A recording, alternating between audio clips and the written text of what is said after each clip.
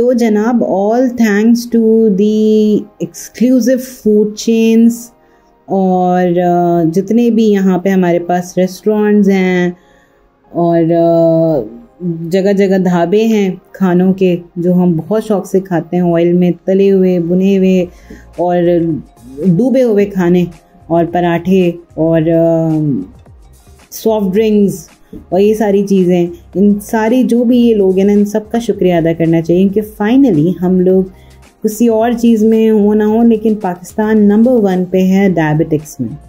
Yes, Pakistan is the number 1 country in the world in diabetes. It has the highest number of diabetes patient in the world. ये एक study conduct की गई है world of statistics के through, जो एक group है जिसको सपोर्ट करती है Georgia state university department of mathematics and statistics. उन्होंने एक रिसर्च कंडक्ट की जिसमें ये बात साबित हुई कि पाकिस्तान में डायबिटिक्स प्रिवेलेंस रेट जो है वो 30.8% है। ये रिसर्च कंडक्ट की गई थी 38 कंट्रीज़ में, जिसमें पाकिस्तान जो है वो नंबर 1 पे आया है।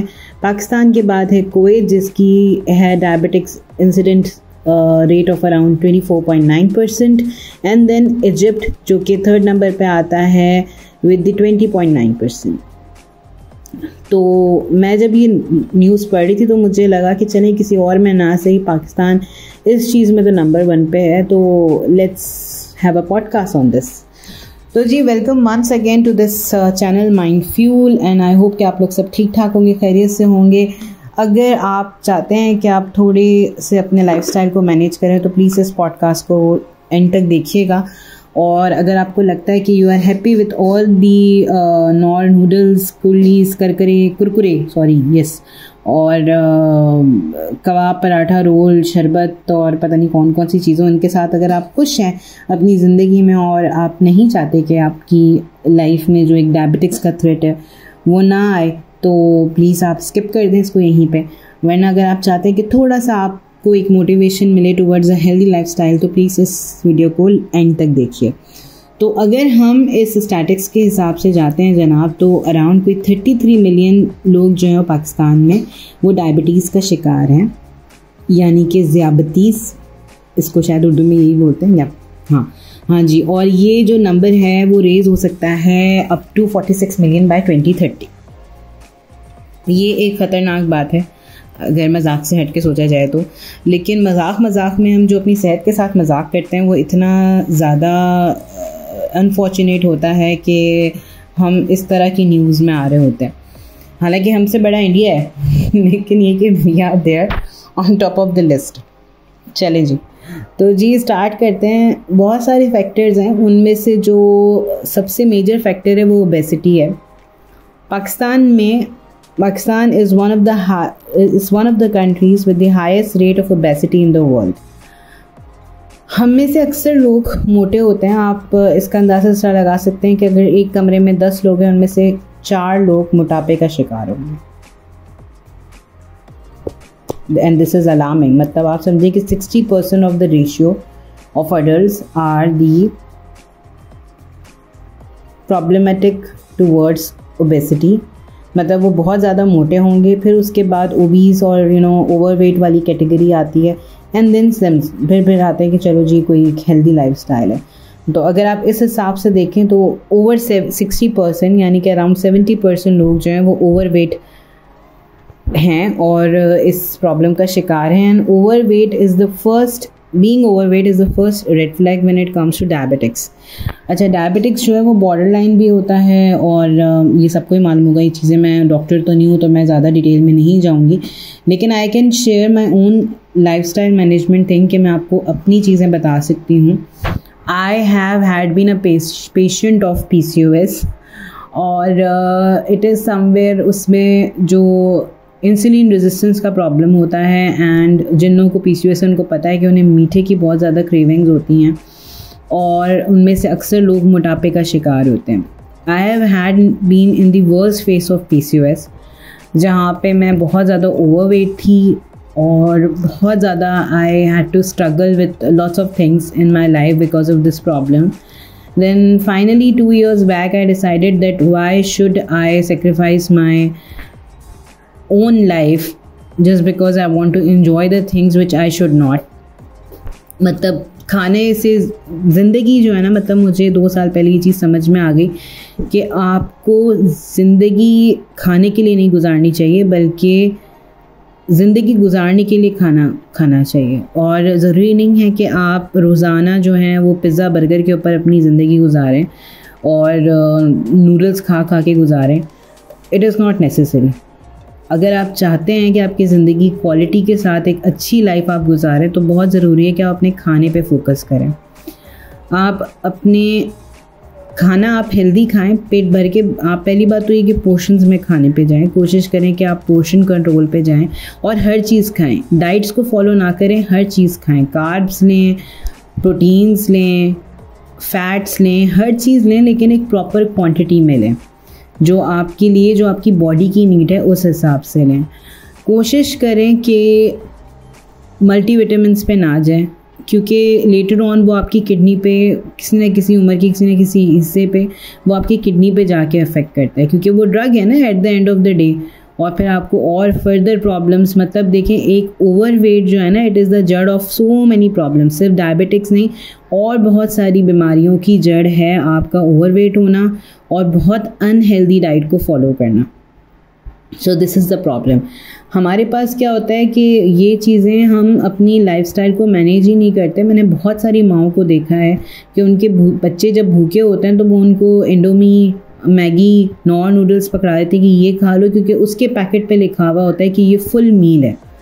तो ये जो ब्रांड्स होते हैं और इस तरह के अनहेल्दी फूड के जो ब्रांड्स होते हैं, इनको बैन करना चाहिए, या कम से कम they should have audacity to accept that they are misleading the parents. कोई भी, मेरे पास अभी एक पैकेट पड़ा हुआ है, मैं उसका स्क्रीनशॉट भी शेयर करूँगी।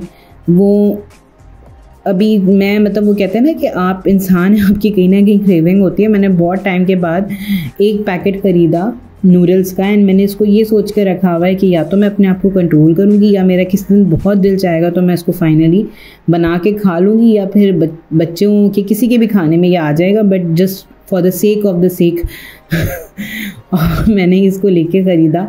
और जो चीज़ मुझे फर्स्ट मैंने देखी ना, तो उसके ऊपर इतना बड़ा बड़ा लिखा हुआ था फुल मील, और उसको देख के मुझे बड़ा गुस्सा भी आया। मैंने कहा नहीं, मैं इसको फिर भी देखूंगी। और वो येलो कलर के जो एक राउंड सर्कल था उस पर लाल से लिखा हुआ था, ताकि वो सबसे ज़्यादा अट्रैक्ट करे। And this is the reason कि बहुत सारी जो माएँ हैं उनको लगता है कि यार अगर हम अपने बच्चों को नूडल्स खिला रहे हैं तो हम उनको फुल मील दे रहे हैं, या फिर आप उन्हें बिस्किट्स खिला रहे हैं। आपको अंदाज़ा है कि जो मैदा इसके अंदर इस्तेमाल होता है वो आपके बच्चों के लिए कितना ख़तरनाक है।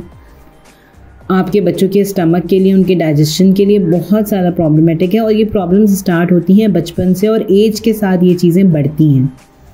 तो this is very very important कि आप अपने बच्चों की डाइट पे फोकस करें, और उससे पहले अपनी डाइट पे फोकस करें।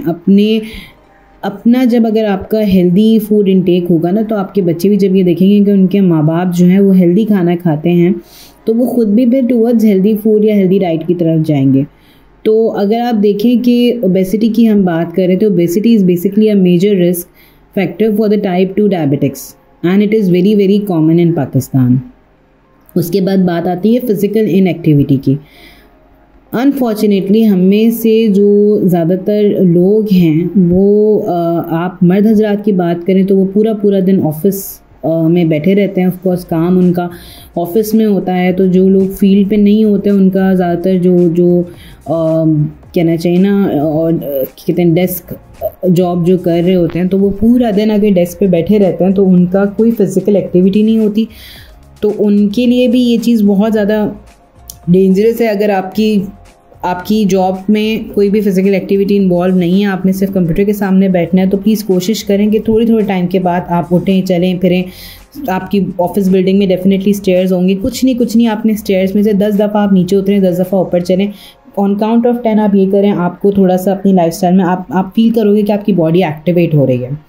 इसी तरह ख़वातीन है कि घर का काम करके बैठ मत जाइए।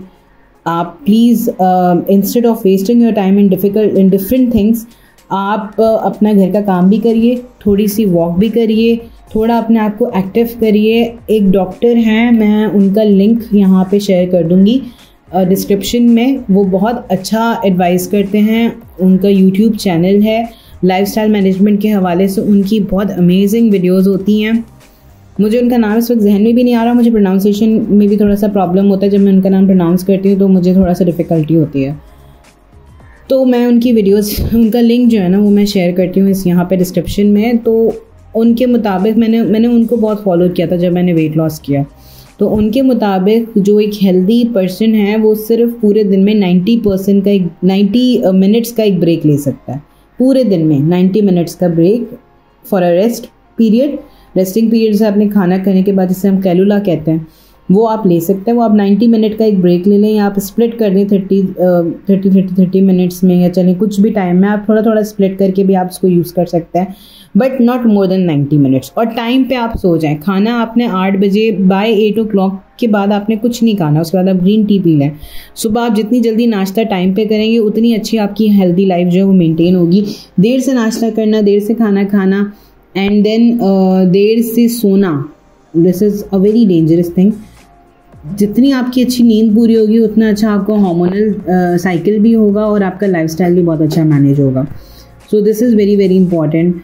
अनहेल्दी डाइट को प्लीज़ अवॉइड करें। जैसे मैंने शुरू में आपको बताया कि जो हम सबसे ज़्यादा हमारे साथ प्रॉब्लम है ना वो ये है कि हम नीचे ही नहीं उतरते यार पिज़्ज़ा बर्गर से। हमें हफ्ते में 1-2 दफ़ा या उससे, बल्कि बहुत सारे लोग तो ऐसे हैं जो ऑलमोस्ट रोज़ ही ये खाना खा रहे होते हैं, बिरयानियाँ। आपको पता है कि एक जो बिरयानी की प्लेट होती है वो 1000 कैलोरीज़ का पूरा बॉम्ब होता है, और बल्कि उससे ज़्यादा, डिपेंडिंग अपॉन कि तेल वगैरह जो उसने, और कितना गंदा तेल वो डालते हैं बाहर वाले, वो आपको अंदाज़ा होना चाहिए।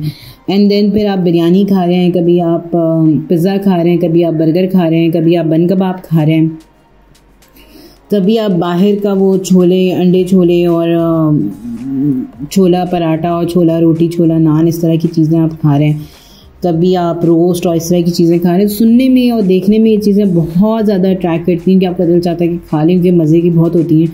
लेकिन देखें, अपनी अच्छी लाइफस्टाइल के लिए इन चीज़ों को अवॉइड करना बहुत ज़रूरी है। वंस इन अ वाइल आपने खा लिया। कभी कभी जब क्रेविंग्स बहुत बढ़ने लगती हैं, रिसेंटली मेरे साथ ये प्रॉब्लम हो रहा था, मैंने बोला नहीं यार, I am going to the wrong side again, तो आई नीड टू स्टॉप। मैं सोच सकती हूँ, मैं to be frank I would say कि आप कुछ भी खाएं, आप इमेजिन करके इसे दिमाग में सोच के खा लें कि अच्छा मैं ये फला चीज़ खा रही हूँ। आप जब चीज़ों को एंजॉय करके खाएंगे ना तो आपको वो चीज़ मज़े की लगेगी। तो अच्छे खाना खाइए, अच्छी हेल्दी चीज़ें खाइए और उसका फ़र्क आपको दिखेगा और बहुत अच्छा पॉजिटिव इम्पैक्ट आपकी लाइफ में आएगा। और इट इज़ अ फैक्ट कि जैसे जैसे आपकी एज बढ़ती है आपका रिस्क ऑफ डायबिटिक्स बढ़ता है, और diabetics is not the only problem. The problem is that कि it leads to several more problems. इससे और कई ज़्यादा बीमारियां निकलती हैं and you end up being with a sack of a person जिसको बहुत सारी प्रॉब्लम्स हैं। तो ये आपके लिए भी प्रॉब्लमेटिक है, आपके बच्चों के लिए प्रॉब्लमेटिक है, आपके ख़ानदान के लिए प्रॉब्लमेटिक है। तो प्लीज़ अपनी सेहत का ख्याल रखिए, खुश रहिए और अच्छी एक्सरसाइज करिए और अच्छा खाना खाइए।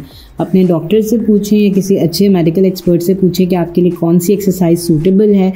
हमेशा याद रखें कि 30% of the exercise and 70% of the diet is the key to have a good lifestyle।